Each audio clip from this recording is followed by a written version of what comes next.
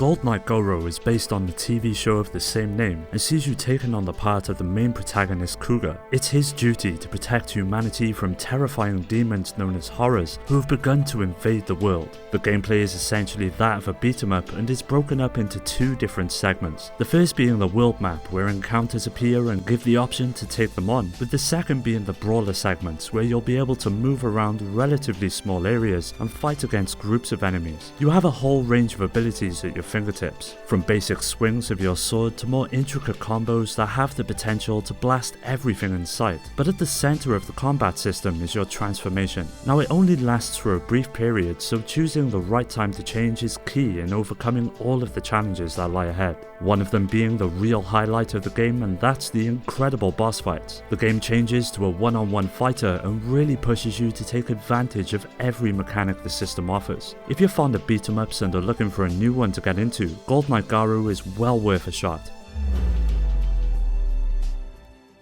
For any of those that have played the Project Cross Zone series on the 3DS, Namco Cross Capcom will instantly feel familiar, as this is where the original concept was conceived. Now all of the action takes place on a grid, with the player having the ability to choose from a variety of units before entering battle. As you would expect, each unit has a limited amount of movement on the grid, with something known as active points, or AP for short, playing a huge role in the proceedings. Each movement or attack costs a fixed amount of these points, which are replenished upon defeating an enemy or being attacked. Once you're in combat, each of your abilities are mapped to the circle button, and combining it with a direction results in different abilities. Landing these attacks contribute to a special meter, and once it's full you can unleash a devastating move that can turn the tide of the battle in a blink of an eye. The amount of damage that you do also depends on the timing of your skills and how some characters react to being juggled. As they level up, they also get new skills and moves or extensions of moves, and various new multiple assaults to perform as well. It really is a game that just keeps on giving. Visually, Namco Cross Capcom is quite simple in its presentation, but the character sprites are incredibly impressive and add a distinct charm to the overall game. If you're fond of the two companies, there's plenty on offer that is bound to resonate with you, and with the generous amount of replay value included as well, it's sure to last you quite some time.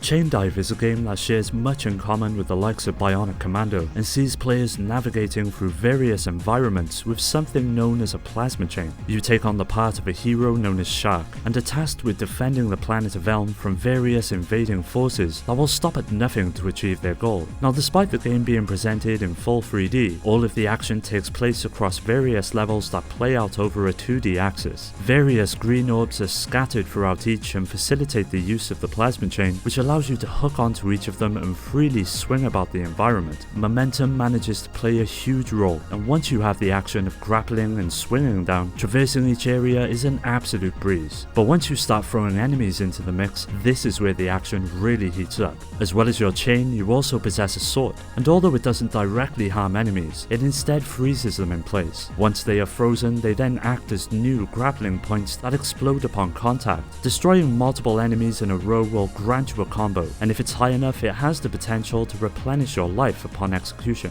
If you've never got round to giving this one a go and are looking for something new to play on the PlayStation 2, Chain Dive is well worth picking up or emulating. PlayStation 2 owners were treated to a bunch of respectable shooters throughout the console's life, but one we never managed to get our hands on was Dodonpachi. It was developed by Cave, who've become well known for the several timeless shooters under their belt, with Dodonpachi carrying on this tradition and presenting one of the finest on the system. Let's get the obvious out of the way and talk about the difficulty. This is not an easy game. It requires a lot of patience and plenty of trial and error when first trying it out. It sees you jumping into a ship and taking on various levels that are literally filled to the brim with enemies. Trying to dodge by sliding all the way across the screen is a sure recipe for becoming cornered and dying. What this game does, and what in my opinion sets it apart from other shooters in the genre, is that it forces players to quit being a coward and instead rush headfirst into the barrage of incoming bullets. The precise collision detection makes it easier than most shooters to bob and weave your way through the maze of fire, and even though your screen will be a blaze of neon pink and green at times, you'll soon start to get to grips out of it, and this is where the experience really comes into its own. Like others on the market, you can expect a generous selection of power-ups and weapons that make dealing with enemies all the more easier, as well as several unlocks that help pad out the game and increase its replay value. If you never got round to playing it and are fond of the other shooters on the system, you really owe it to yourself to try this one out. Autostars has to be one of the most quirkiest puzzlers I've ever played on the PlayStation 2. It sees you choosing one of the two characters you can play as and selecting from various modes that are all centered around the general premise of the game. You're essentially tasked with building towns that are presented on a moving board, with the goal being to build as much as possible before the entire community falls off the edge of the area. These moving boards are made up of rows and columns of brown squares and icons which represent water and earth, as well as wood that trails behind your character. You have to lay down the icons on the brown squares in a specific combination to build the most basic house on each square. Managing a 5x5 grid creates an entire neighborhood, and adding more of your icons grows the size of the buildings into monumental structures that create light shows to both reward you and light up the screen. Of course, the town is not that easy to build, as the levels move from left to right, which over time destroys your developed columns. After a while, new columns appear to take their place, which begins the process all over again. It quickly becomes a race against the clock, as if you ever manage to develop quickly enough and in a large enough quantity, you will complete the entire level. Thankfully, the game is fully presented in English, making it easy for non-native speakers to enjoy the experience as well. So if you never got around to importing this one yourself and are fond of the puzzling genre, Autostars is a game that I highly recommend. Hungry Ghosts is a first-person action horror that sees the player creating a character to take through the adventure. It all revolves around the concept of the afterlife and judgment. As a renowned warrior, you must face up to your actions throughout your life and confront those that fell at your hands. At first, you find yourself in a village with all of the souls you have slain and must interact with each of them to progress, with the ultimate goal being to reach the gates of judgment and see if your soul can be redeemed. Due to the first-person perspective, the experience is really immersive and adds to the overall horror aspect of the game. Even though it's quite old at this point, there were genuine moments of terror throughout my time with it, which is a real testament to its design. When it comes to gameplay, the control setup can be quite tricky at first, with movement and camera rotation both being assigned to the left stick. The right stick facilitates any of the actions you can perform in the game. Even something as simple as opening up a door is carried out using the right analog and creates a real connection to the game. It'll take some time, but once everything clicks, it soon becomes one of the best aspects of the adventure. But one of the first things about Hungry Ghosts that will strike many are the incredible visuals. Each location and enemy are well detailed and really add to the tension of each situation. Even to this day, it's really well presented. If you're fond of horror games and have exhausted the usual suspects like Resident Evil or Silent Hill, Hungry Ghosts is well worth checking out. The Tales series has always been one of my go-to RPGs, and like many other games in the genre, a lot of them never found their way out of Japan. Tales of Destiny is essentially a remake of the PlayStation version and reimagines the entire adventure for the PlayStation 2. As you would expect, it receives a complete visual overhaul and introduces players to Stan, a young man who sets out to bring down an evil force with a band of like-minded individuals through the use of a sentient weapon known as Dimlas. Like most games in the series, the combat system takes center stage. It all takes place in real time and allows the player to take advantage of a wide range of abilities during battle. You have standard attacks that can be performed at any time, but specials and ranged abilities require technical points, or TP for short. Holding on for the right time to use them plays a huge role in overcoming each encounter, and like with past entries in the series as well, landing combos is also a big aspect of each fight. The more you land contributes to the amount of experience points you'll receive at the end, and as you would expect, the more you level up, several new skills and abilities become available that makes dealing with each challenge all the more manageable. Luckily, there is now an English translation that makes playing through the adventure for non-Japanese speakers all the more enjoyable. If you're a fan of the genre, this one more than deserves a fair shake.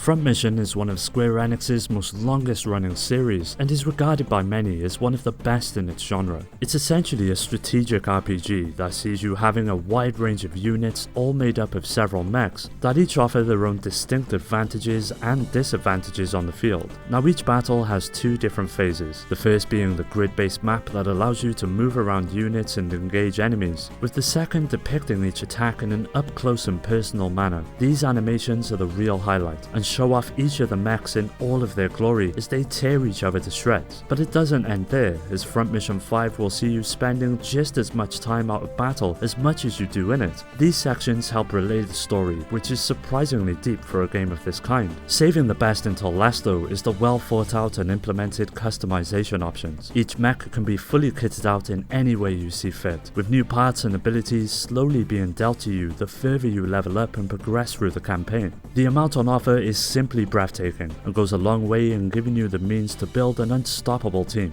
Quite simply, Front Mission 5 is a must-have. Everything from the visuals, the narrative, music and gameplay all come together to create something truly special. The PlayStation 2 was home to a whole range of impressive fighters, but one series that largely went by unnoticed by many was the Rumblefish. Unfortunately, it was one of the many games that never found its way outside of Japan, and has become rather obscure as a result. From a gameplay perspective, it shares much in common with the likes of Street Fighter and presents itself as a 2D fighter with a unique twist. Naturally, you have your standard low, medium and high attacks, as well as a selection of special moves that are unique to each character. There are 9 of them in total, so trying out each is a good idea to find out which one suits your style of play best. Now the second-to-second gameplay revolves around stringing together attacks to perform a series of combos that then contribute to a super meter. Once it's full, you can carry out a super attack that lights up the screen in style. But one very unique visual element of the Rumblefish is that characters will lose accessories whilst fighting. Even their clothes can become ripped, which will be displayed on their in-game 2D sprites, or even their victory or lose character artwork at the end of the match. Some characters even change their facial expressions after their clothing becomes ripped. This aspect is a really nice touch and adds a little realism to each fight. Although it's not the best fighter on the system by any means, the Rumblefish is still well worth picking up and giving a go.